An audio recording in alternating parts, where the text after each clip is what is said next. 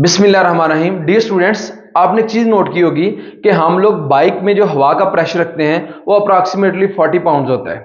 उसके मुकाबले में अगर हम लोग कार को देखते हैं तो वो 30 पाउंड होता है। और अगर हम लोग ट्रैक्टर को देखते हैं तो उसके बड़े टायर में अप्रॉक्सीमेटली 18 टू 22 पाउंड होता है। लेकिन अगर हम लोग ट्रक की बात करें तो उसमें 150 पाउंड होता है।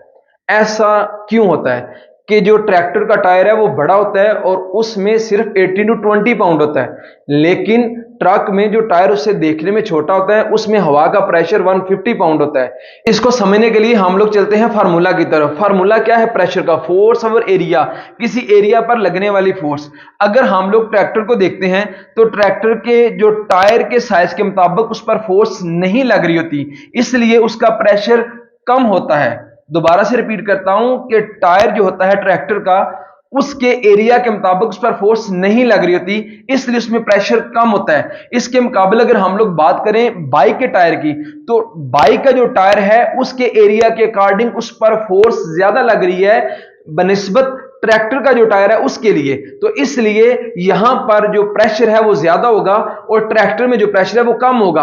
अगर हम लोग ट्रक की बात करते हैं तो अकॉर्डिंग टू द एरिया, जो ट्रक का एरिया है उसके मुताबिक उस पर फोर्स ज्यादा लग रही है, इसलिए उस छोटे टायर में हवा का प्रेशर जो है वो ज्यादा होता है। क्योंकि हम लोग कॉन्सेप्ट यहां से क्लियर करते हैं कि जो प्रेशर है फोर्स ओवर एरिया है, किसी एरिया पर लगने वाली फोर्स उसको देखकर प्रेशर सेट किया जाएगा। वो किसी भी जिस्म के मैस पर नहीं होगा या उसके एरिया पर नहीं होगा सिर्फ, बल्कि उस पर लगने वाली फोर्स की इक्वल होगा। कि ट्रैक्टर का टायर है उसका एरिया बड़ा है बनिस्बत इसके कि जो बाइक का टायर है वो छोटा है, लेकिन उसमें जो हवा का प्रेशर है वो ज्यादा होता है। Thank you so much.